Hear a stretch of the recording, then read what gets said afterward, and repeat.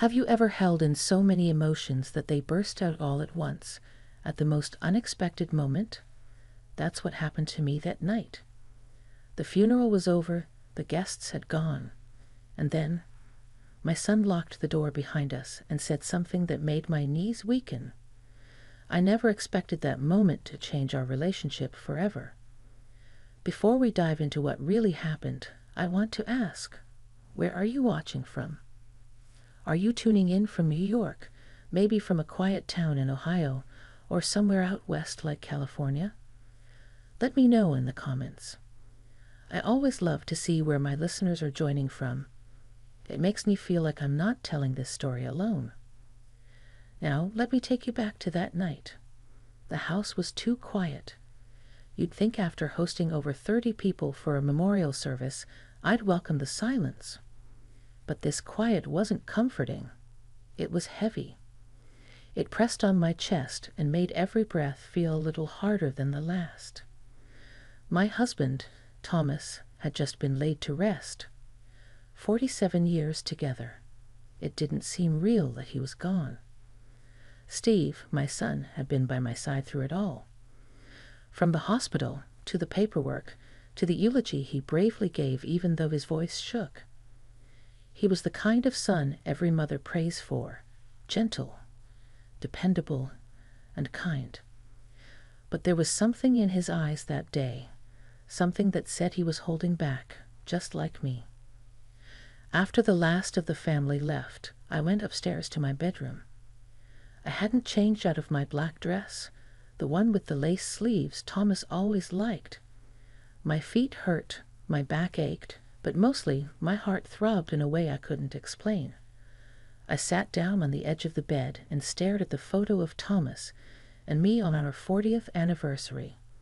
He had such a proud smile on his face that day. I heard the creak of the stairs behind me. Steve had come up quietly. He lingered in the doorway for a second before stepping in and gently closing the door. I heard the soft click of the lock. He stood there in his white shirt, sleeves rolled up, the top button undone. His tie was loose around his neck, and his eyes, those deep brown eyes, were focused on me with a look I couldn't quite place. "Mom," he said softly, "can I talk to you?" "Of course," I replied, a little surprised. "Come sit." He didn't move right away. Instead, he walked over to the window, looked out into the dark, and then turned back to face me. "I need to say something I should have said a long time ago, and I need you to just listen." I felt a strange tightness in my stomach. I nodded slowly, unsure of what was coming. He sat beside me on the bed, closer than usual. I could feel the heat of his body. We didn't speak for a few seconds. Then he reached out and gently took my hand. It wasn't like when he was a little boy, clinging to me because he was afraid of thunderstorms. This was different. There was an intention behind it, a weight. "Losing Dad," he began, "made me realize how much time we let pass, how much we never say to the people we love." I felt my throat tighten. I squeezed his hand, not trusting my voice just yet. "There's something I've carried with me for a long time," he continued. "Feelings, questions, regrets. And now that it's just the two of us, I can't keep pretending they're not there." His words hung in the air like fog. I looked at him, really looked at him. The lines near his eyes, the tiredness, the grief, but also something else. Vulnerability. "Steve," I whispered, "you can tell me anything. You know that." He took a deep breath. "That's just it, Mom. I don't know if I can. Because what I'm feeling, it's not what you'd expect. It's not what I expected." The room suddenly felt warmer. I could hear my heartbeat in my ears. My fingers trembled just slightly where they curled around his. "I'm scared you'll be hurt." or ashamed, or you'll never look at me the same way again." I pulled my hand from his, only to cradle his cheek with it. "Steve, nothing you say could ever make me love you less. You're my son." He closed his eyes for a moment, leaning into my palm like he needed that touch more than air. "I loved Dad," he said. "I still do. But the truth is, I've been looking at you differently for a long time. Not in a way that's wrong or ugly, just different. You're not just my mom. You're a woman. A strong, beautiful, complicated woman who's carried this family through everything. And I've seen sides of you lately, how you cared for Dad, how you held yourself up, that made me feel things I didn't expect." I pulled my hand away slowly, not in anger, but in uncertainty. I turned my body slightly, needing space to think, to breathe. He didn't move.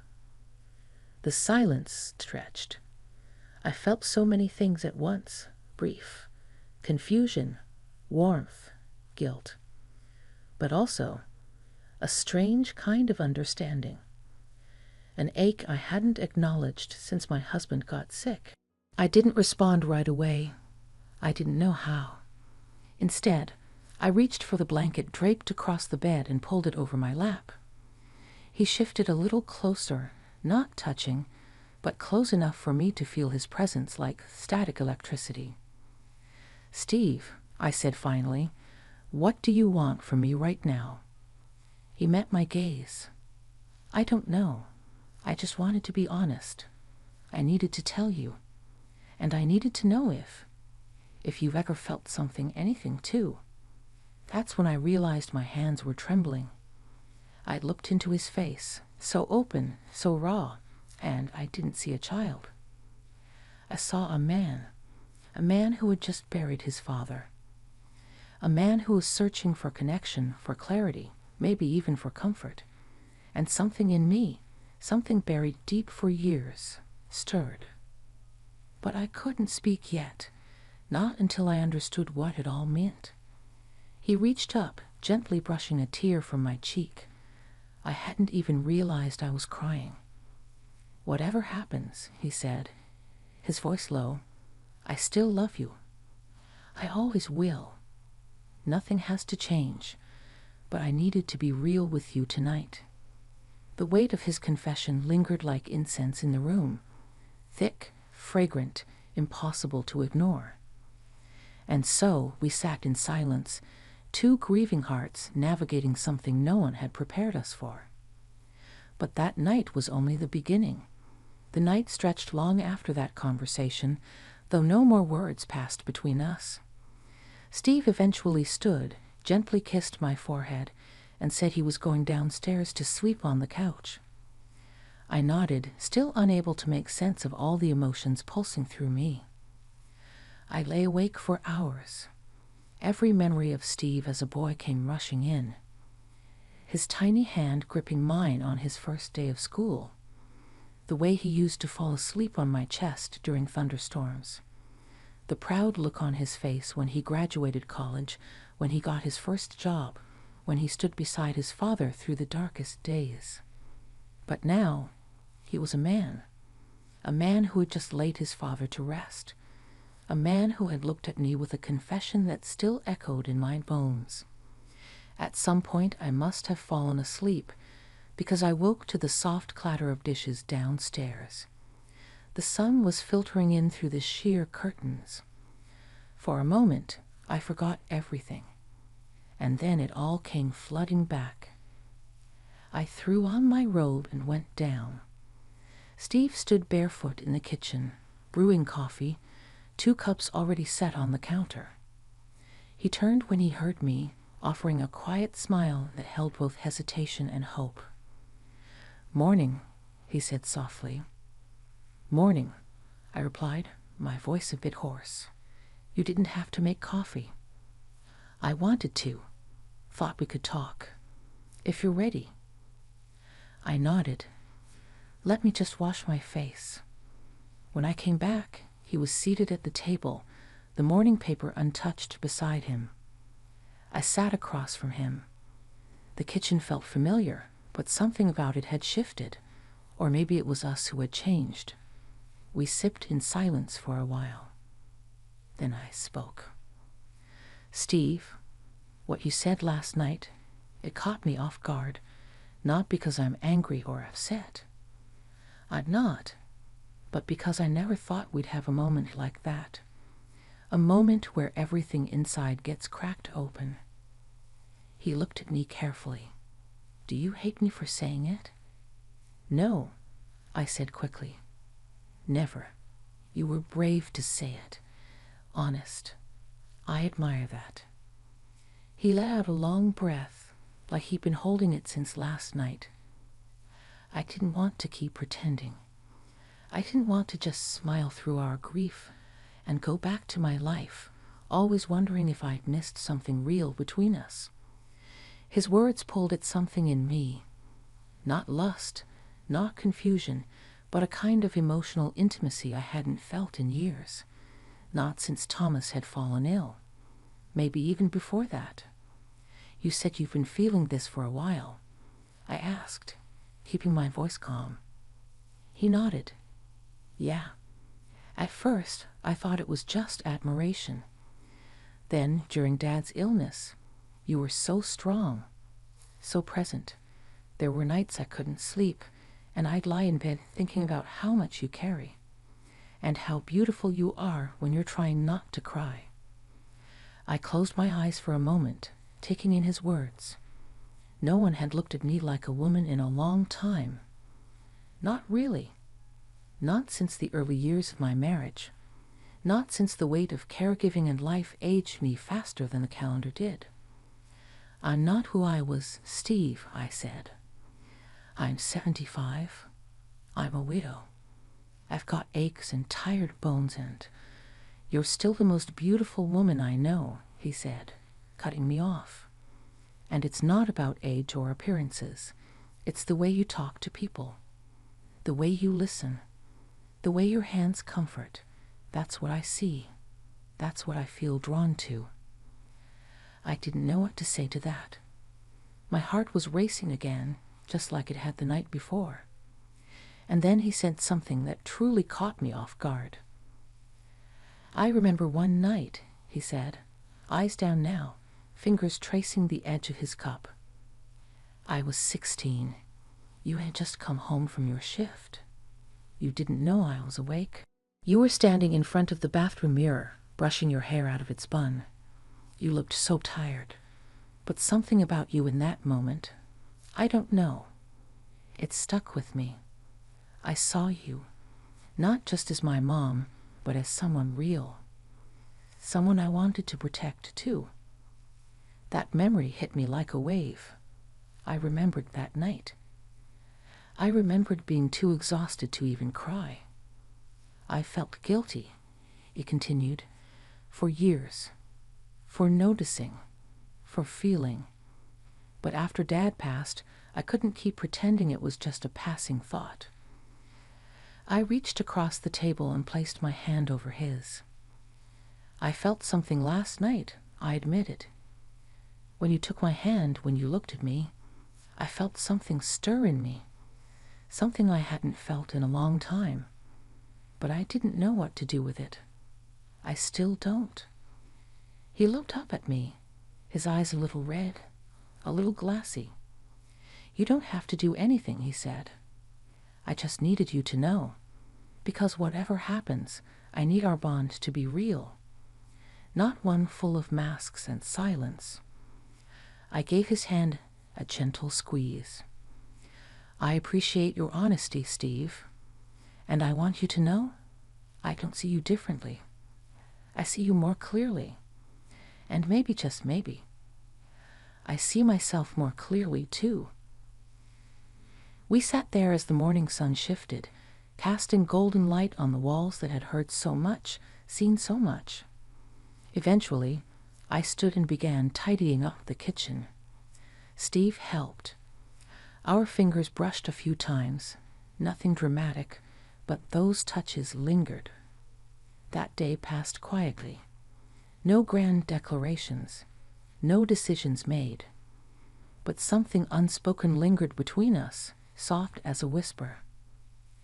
Later that evening, I heard a knock on my bedroom door.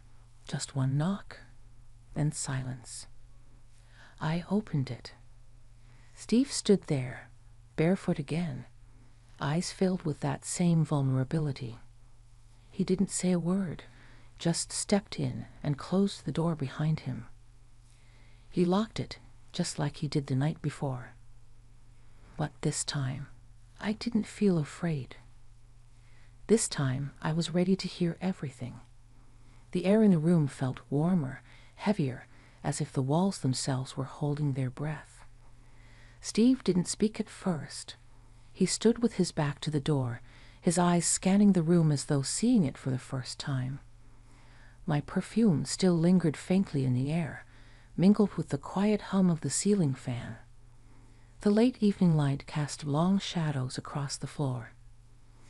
I sat down on the edge of the bed, just like the night before, and waited. He took a slow step forward, then another. Finally, he stood in front of me, close enough that I could feel the subtle tension in the air between us, something fragile, something uncertain, something undeniably real. "I didn't come in here to make anything harder," he said gently. "But I couldn't sleep last night. I kept replaying our conversation in my head." "Me too," I whispered. "All day." He sat beside me, and for a few seconds, neither of us moved. The only sound was the soft ticking of the clock on the dresser.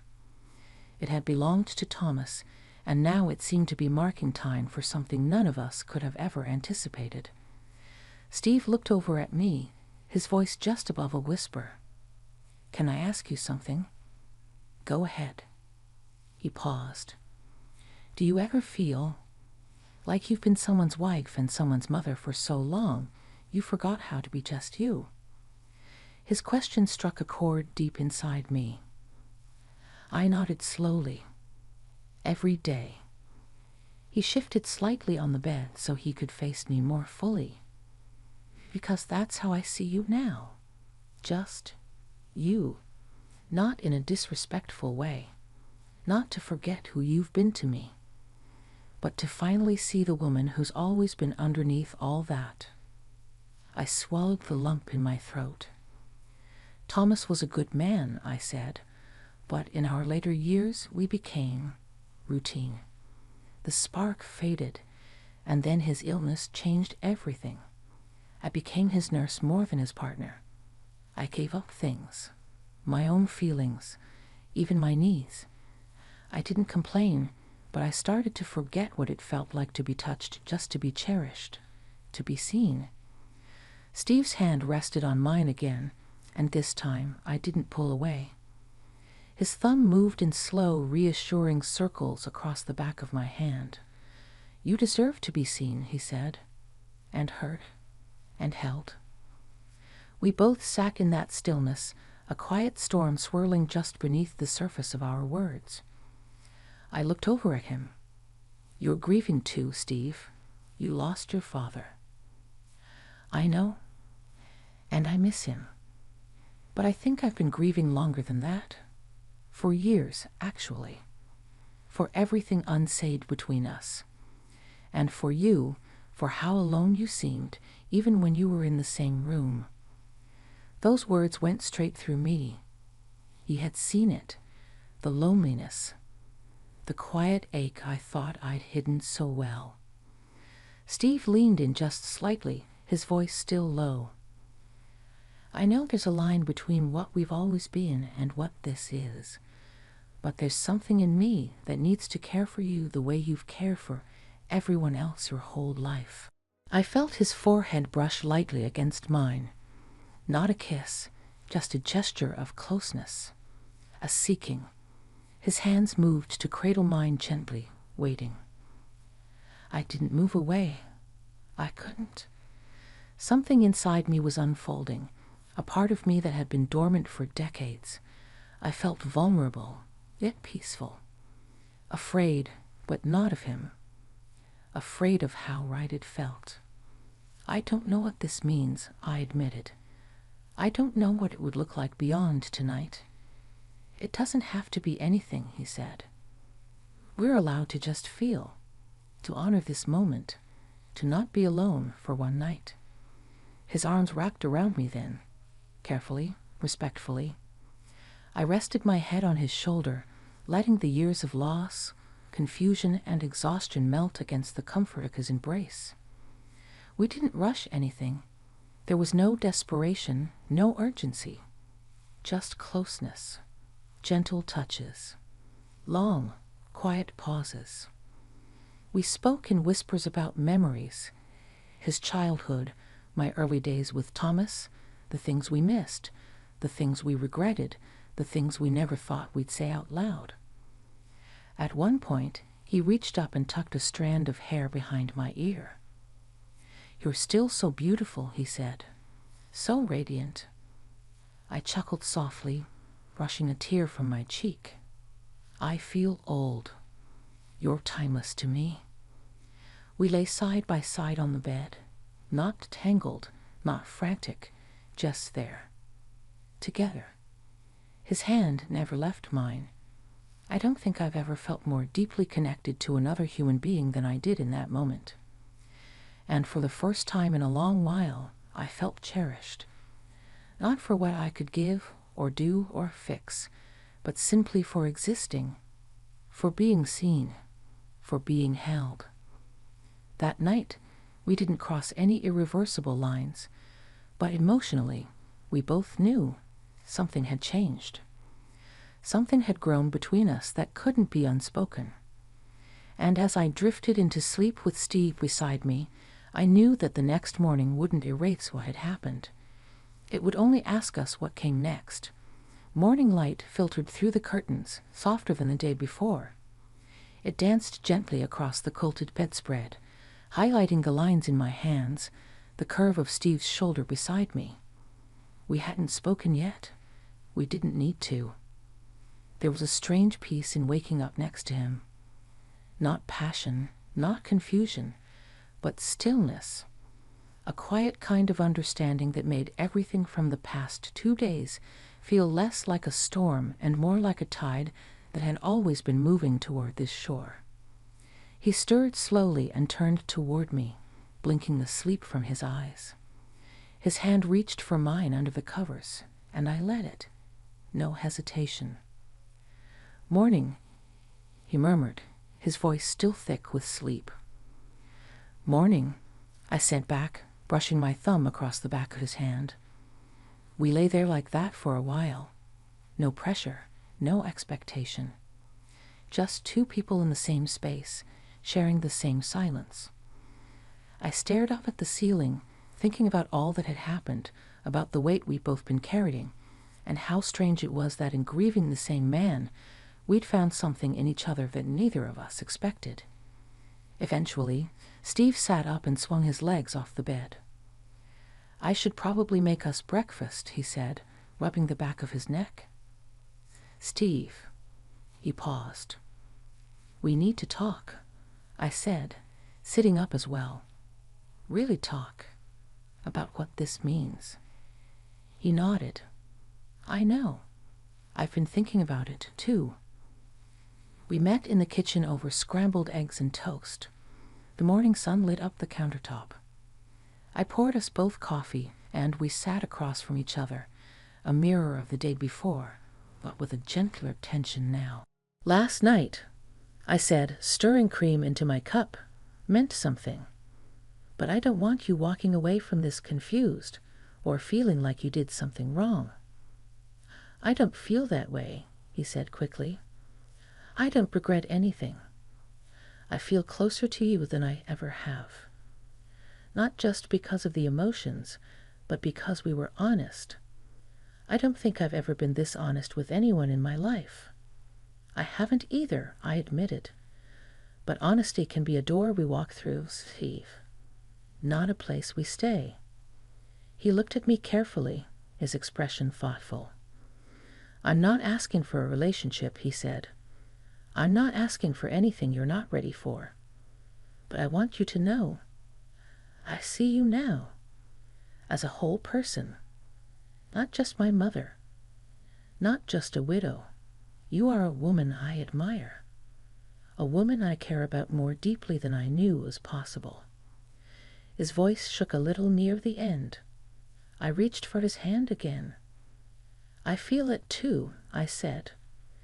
But we also have to hold that feeling with care, because what we shared last night, it came from grief, from love, yes, but also from vulnerability. He nodded.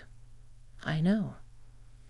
We both needed something last night, I continued, not just comfort, but connection. And while I don't regret it, I don't want us to pretend it didn't change things. Steve looked away, out the window where the garden bloomed.